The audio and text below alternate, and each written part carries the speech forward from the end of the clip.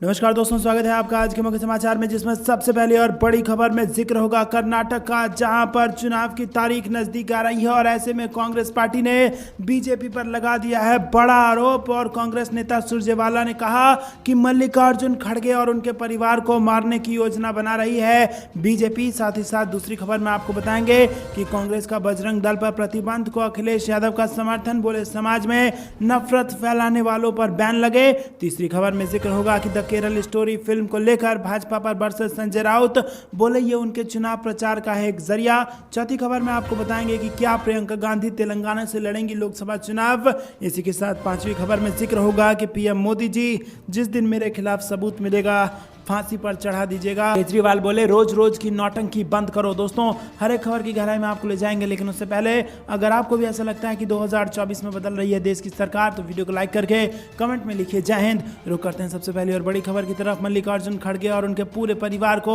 मारने की योजना बना रही है भाजपा।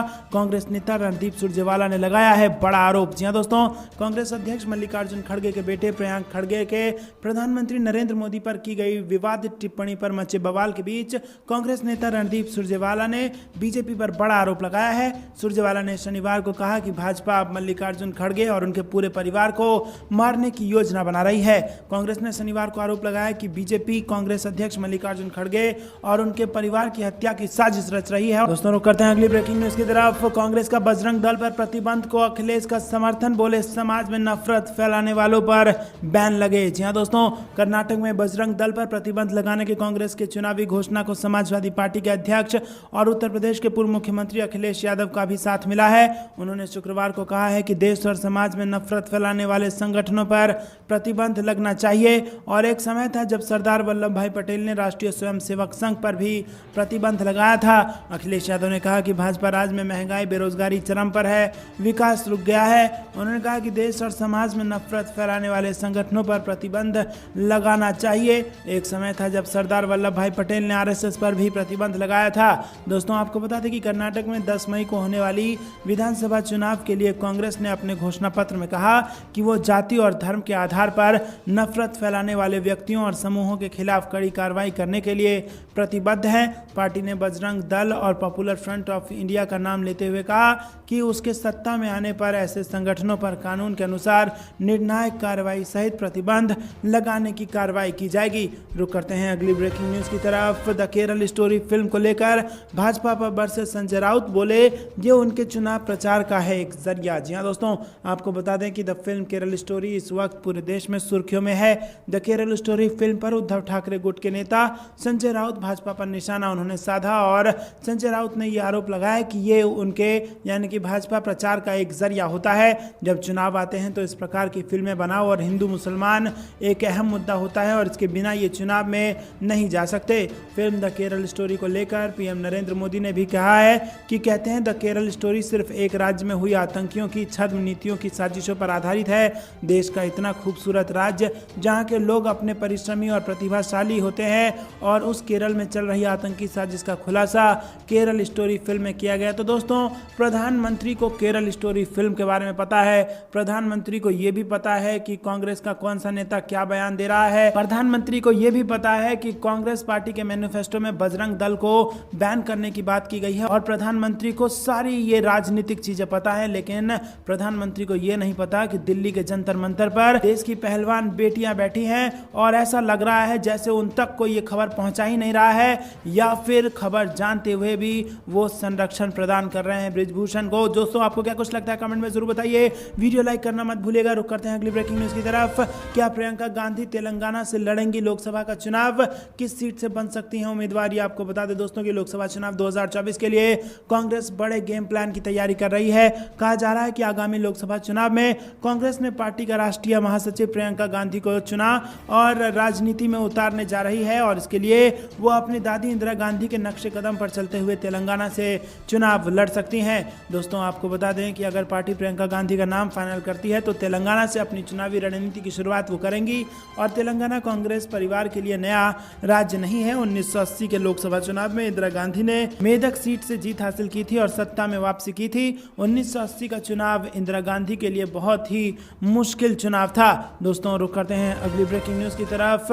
पीएम मोदी जी, जिस दिन मेरे खिलाफ भ्रष्टाचार का सबूत मिल जाए मुझे चौराहे पर फांसी दे देना।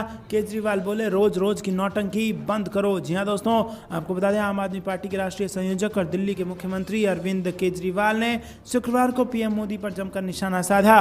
दिल्ली के मुख्यमंत्री ने पीएम मोदी को चुनौती देते हुए कहा कि अगर केजरीवाल भ्रष्ट हैं तो इस दुनिया में कोई ईमानदार नहीं है। मैं आपको कहना चाहता हूं कि जिस दिन आपको केजरीवाल के खिलाफ एक नए पैसे का भ्रष्टाचार मिल जाए मुझे चौराहे के ऊपर खड़े करके फांसी दे देना, लेकिन ये रोज रोज की नौटंकी तमाशे करना बंद कर दो।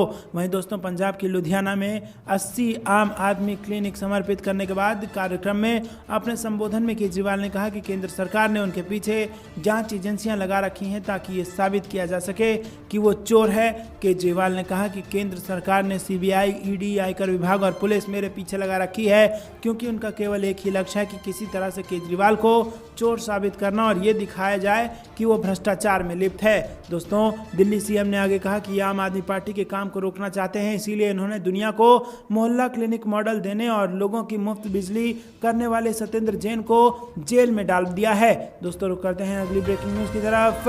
पिता कैलाश जोशी का फोटो लेकर दीपक जोशी ने ली कांग्रेस पार्टी की सदस्यता और शिवराज सिंह पर लगाया गंभीर आरोप। जी दोस्तों, आपको बता दें कि पूर्व मुख्यमंत्री कैलाश जोशी के बेटे और पूर्व मंत्री दीपक जोशी ने शनिवार को कांग्रेस की सदस्यता ले ली है। कई दिनों से लग रही अटकलों को विराम देते हुए शुक्रवार को उन्होंने खुलकर कहा था कि वो कांग्रेस में शामिल हो रहे हैं। उन्होंने अपनी पत्नी की पुण्यतिथि पर यह कदम उठाया है और दोस्तों उन्होंने बड़ा आरोप भी लगाया कि पत्नी को कोरोना हुआ तो उसे अस्पताल में भर्ती कराना था। उस समय सरकार के निर्देश थे कि दीपक जोशी जी जो बोले वो नहीं सुनना है, मुझे एम्बुलेंस नहीं दी गई और इस कारण मेरी पत्नी की मौत हो गई। तो दोस्तों बेहद गंभीर आरोप लगाया गया है यहाँ पर। दोस्तों रुक करते हैं अगली ब्रेकिंग न्यूज की तरफ। सोनिया गांधी कर्नाटक में कर रही है चुनावी रैली। जी हाँ दोस्तों, आपको बता दें कि कर्नाटक में विधानसभा चुनाव के लिए प्रचार जोरों पर है और सभी पार्टियों के दिग्गज प्रचार के लिए मैदान में उतर गए हैं। कांग्रेस की पूर्व अध्यक्ष सोनिया गांधी भी इस वक्त हुबली में चुनावी रैली को संबोधित कर रही हैं और कर्नाटक में 10 मई को होने वाले विधानसभा चुनाव के लिए ये उनकी पहली रैली है। हुबली धारवाड़ सेंट्रल में कांग्रेस के उम्मीदवार पूर्व मुख्यमंत्री जगदीश शेट्टार हैं और विधानसभा चुनाव के लिए भारतीय जनता पार्टी की ओर से टिकट नहीं दिए जाने के बाद शेट्टार कांग्रेस में शामिल हो गए थे और इस सीट के लिए बीजेपी की ओर से महेश मैदान में है। दोस्तों रुक करते हैं अगली ब्रेकिंग न्यूज की तरफ। प्रियंका गांधी अगले महीने करेंगे कांग्रेस पार्टी के अभियान की शुरुआत, जबलपुर में होगा रोड शो। जी हाँ दोस्तों, प्रियंका गांधी अगले महीने जबलपुर में मध्य प्रदेश विधानसभा चुनाव के लिए कांग्रेस के अभियान की शुरुआत करेंगी और इसकी जानकारी पार्टी के एक पदाधिकारी ने दी है। बता दें कि मध्य प्रदेश में पिछला विधानसभा चुनाव 28 नवंबर 2018 को हुआ था। तो दोस्तों ये थी दिन भर की सारी जरूरी और बड़ी खबरें। अंत तक बने रहने के लिए बहुत बहुत धन्यवाद। जय हिंद, जय भारत।